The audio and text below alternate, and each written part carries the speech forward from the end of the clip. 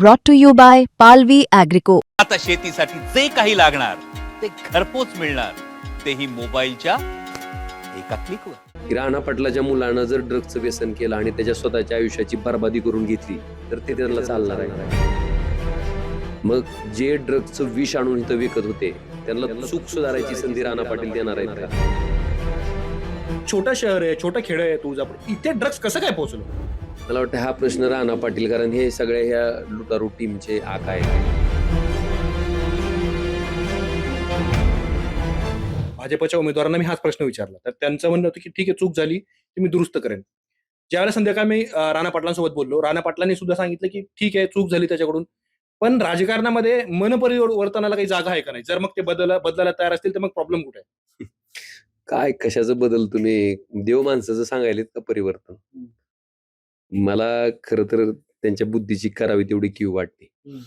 आपण राजकीय नेतृत्व करणारी माणसं जर अशा लोकांना पाठीशी घालत असू आणि त्याचं जर उदात्तीकरण करत असू तर ते अतिशय दुर्दैवी आहे. माझा प्रश्न राणा पाटलालाच आहे की राणा पाटलाच्या मुलानं जर ड्रग्जचं व्यसन केलं आणि त्याच्या स्वतःच्या आयुष्याची बर्बादी करून घेतली तर ते त्यांना चालणार आहे का? मग जे ड्रग्जचं विष आणून इथं विकत होते त्यांना चूक सुधारायची संधी राणा पाटील देणार आहेत का? तिने केलेल्या चुकीमुळं या तुळजापूर शहरातल्या कित्येक लोकांची कुटुंब उद्ध्वस्त झालेत. मग त्याची जबाबदारी घेणार आहेत का? नीचपणा आहे हा. अशा वृत्तीच्या लोकाला त्या ठिकाणी राजकारणातनं बाजूला करणं, खड्यासारखं वेचून बाजूला टाकणं. भारतीय जनता पार्टीत दुसरा माणूसच नव्हता का? कुणाला द्यायचं ना, दुसऱ्याला द्यायचं, किमान संदेश तर द्यायचा की अशा पद्धतीचं काम जर तुम्ही केलं तर आम्ही तुम्हाला राजकारणात संधी देणार नाही, आम्ही तुम्हाला बाजूला ठेवू. मग त्यावेळेस आम्ही म्हणलं असतं पार्टी विथ डिफरन्स, साधन सुचितेच्या गोष्टी तुम्ही करता त्यालाही आम्ही मान्य केलं असतं. पण मुळात हा सगळा निर्णय आहे तो राणा पाटलाचा आहे.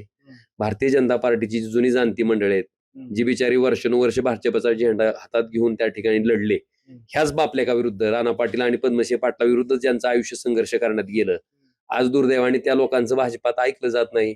ही दुरावस्था आहे. राष्ट्रीय सेवक संघाचं RSSचं त्या ठिकाणी ऐकलं जात नाही. त्यांनी सांगितलं होतं त्या महंतांना उमेदवारी देण्याच्या बाबतीत. ही सगळी कोंडबळ आहे आणि ही 2 नंबरचा धंद्यातनं पैसे कमवणे, भ्रष्टाचार करणे आणि त्याचा हा आका आहे. मी ड्रग्ज बद्दल त्यांना विचारलं तर त्यावेळेला त्यांचं मला प्रश्न होता की तुम्ही ओमराजेंना याबद्दल का विचारत नाही, कारण ते सुद्धा एका प्रकरणामध्ये आरोपी होते आणि उद्धव ठाकरे यांनी त्यांना उमेदवारी दिली. हा प्रश्न त्यांच्याकडून आता तुमच्याकडे आला. निश्चित पद्मसिंह पाटील जे राणा पाटलाचा बाप आहे, हा स्वतःच्या सख्या चुलत भावाच्या खून खटल्यामध्ये आरोपी आहे 302चा, आणि तोही डबल मर्डर. समत काजी जे त्यांचे चालक होते माझ्या वडिलांचे, त्यांचा आणि स्वतःच्या सख्या चुलत भावाचा सुपारी देऊन खून करणं, मला वाटतं ह्याच्यापेक्षा नीच वृत्ती आणि नीच प्रवृत्ती ह्या जगात असू शकत नाही. स्वतःच्या रक्ताच्या नातातल्या माणसाचा जर खून करायची भावना एखाद्या माणसाच्या मनात येत असेल, ह्याच्यापेक्षा नीच वृत्ती असू शकत नाही. आणि त्या ठिकाणी त्यांनाच माझा सवाल आहे की त्यांच्यावर 307चा गुन्हा त्यांच्यावर पण आहेत ना, त्यांच्यावरही गुन्हे आहेत बघा म्हणा. पण त्याच्यासाठी मी कधी 1 दिवसाची जेलमध्ये गेलोय का? आपण माहिती घ्या. पण असा या निमित्ताने सुद्धा हा प्रश्न आहे की ही निवडणूक होण्यापूर्वी धाराशिव तुळजापूर देवस्थानची महंत निवडणूक लढणार होती अशी चर्चा होती आणि त्यासाठी महाविकास आघाडी तयार होती की तुम्ही जर अपक्ष अर्ज भराल तर आम्ही तुम्हाला बाहेरून पाठिंबा देऊ. भाजपकडून त्यांनी एक अर्ज भरलेला होता आणि एक अपक्ष अर्ज भरलेला होता. कुठे पाल चुकली? अडचण नेमकी कुठे झाली? मी म्हणताना काय म्हणलं की तुमची भूमिका इथलं हे भ्रष्टाचाराचं जे मूळ आहे, जे ड्रग्सचं मूळ आहे, जे 2 नंबर धंद्याचं मूळ आहे, हे संपुष्टात यावं, तुळजापूरची बदनामी थांबावी, हा तुमचा उद्देश आहे आणि हा चांगला आहे. फक्त मी म्हणताना इतकीच विनंती केली की मी ही एका राजकीय पक्षाचं प्रतिनिधित्व करतो, नेतृत्व करतो. तुम्ही लढत असताना अपक्ष म्हणून लढा आणि महंत ही जागा मला वाटते फार उंचीची आहे. तुम्ही कुठल्या तरी पक्षाचं सिम्बॉल घेण्यापेक्षा अपक्ष म्हणून तुम्ही ती निवडणूक लढवा. आमचा कुणीही कॅन्डिडेट तुमच्या विरोधात असणार नाही. आम्ही ती माघार घेऊ आणि मोठ्या मनानं ह्या शहराचं शुद्धीकरण करण्यासाठी आम्ही पाठीशी राहू. पण मला वाटतं त्या प्रस्तावाला राणा पाटलांना खरं हे करायचंच नव्हतं.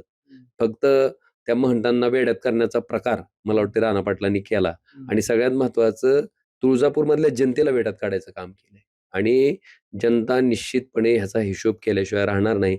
आणि सगळ्यात महत्वाचं, ओमराजे कसा आहे, ओमराजे किती वेळ लोकांसाठी देतो हे जनतेनं जवळून बघितलंय. मला आपल्याला एवढंच सांगायचंय की कोरोनाचा कालावधी असेल त्यावेळेस मी कधी एकही दिवस घरात बसलेलो नाही. मी कायम जनतेमध्ये होतो. पूर परिस्थिती आली तरी ओमराजे कधी घरात नव्हता. कायम जनतेबरोबर होतो. त्यामुळं माझी भावना, माझं काम, माझा प्रामाणिकपणा, माझं वागणं हे सगळं जनतेला माहिती आहे. जसे राणा पाटील राष्ट्रवादी काँग्रेसचा मलिदा खाऊन तो मलिदा वाचवण्यासाठी, ईडीची धाड वाचवण्यासाठी भारतीय जनता पार्टीच्या वॉशिंग मशीनमध्ये जाऊन शुद्ध झाले. तसं ओमराजेनं काहीच काळं केलं नव्हतं त्यामुळे काय वाचवायचा प्रश्नच नव्हता. म्हणून ठामपणे ओमराजे आज जागेवर उभा आहे. हा फरक आहे त्यांच्यामधला आणि माझ्यामधला. राष्ट्रीय स्वयंसेवक संघाने सुचवलेला उमेदवार महंत जर त्यांना उमेदवारी मिळाली असती तर तुम्हाला तो चालला असता. निश्चितपणे त्यांनी अपक्ष म्हणून ती निवडणूक जर लढवली असती कारण त्यांचा उद्देश एक लक्षात घ्या. पक्षीय राजकारण नंतर येतं. माझं असं मत आहे की तुळजापूरमधली घाण साफ झाली पाहिजे हा माझाही उद्देश आहे. आणि त्या उद्देशाची समांतर भूमिका असणारा निर्णय त्या ठिकाणी महंतांनी घेतला होता. आणि त्या निर्णयाला त्यांचा पाठिंबा होता. मी फक्त त्यांना एवढीच विनंती केली की ही भारतीय जनता पार्टी उद्या काय करणार? सगळीकडे महाराष्ट्रात सांगड सुटणार की आमचा नगराध्यक्ष पदाचा उमेदवार बिनविरोध त्याचा हाईप करणार. आणि मला असं वाटलं की महंतांनी कुठल्या तरी पक्षाचं लेबल लावून घेण्यापेक्षा सगळ्या पक्षाच्या वतीनं सगळ्याच लोकांनी पाठिंबा दिलाय तर तुम्ही अपक्ष राहा आणि अपक्ष राहून तुम्ही ते काम करा इतकीच अपेक्षा होती. मी झाडून सगळ्यांना हा प्रश्न विचारलाय की ड्रग्ज म्हटलं की पुणे, मुंबई अशा शहरांमध्ये ड्रग्सचे केसेस सापडले. छोटं शहर आहे, छोटं खेडं आहे तुळजापूर. इथे ड्रग्ज कसं काय पोहोचलं? मला वाटतं हा प्रश्न राणा पाटील कारण हे सगळ्या ह्या लुटारू टीमचे आका आहेत. जी मंडळी त्या ठिकाणी ह्या ड्रग्सचा व्यवहार करत होती, ड्रग्सचं सेवन करत होती, मटक्याच्या बुक्या चालवायची, 2 नंबरचे व्यवसाय करायचे. त्या ठिकाणी तुळजाभवानी तीर्थक्षेत्रासाठी आलेल्या निधीचा अपहार करायचा, त्याच्यातनं पैसे कमवायचे, भ्रष्टाचार करायचा. ह्याच्यामध्ये लिप्त असणारी ही सगळी मंडळी आहेत आणि ह्या सगळ्या टोळी प्रमुख जे आहेत ते राणा पाटील आहेत. त्यामुळे त्या टोळीतला कुठलाही जो माणूस आहे तो सुटू द्यायचा नाही.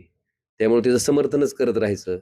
अशा वृत्तीची ही मंडळी आहेत. आणि मी एक सांगतो, मगाशीच तुम्हाला म्हटलं, स्वतःच्या रक्ताच्या नात्यातल्या माणसाची सुपारी देऊन हत्या करण्याची भूमिका जी माणसं घेत असतील, ती लोकं सामान्य माणसाचा काय विचार करणार आहेत? त्यांना काय घेणं-देणं पडलंय?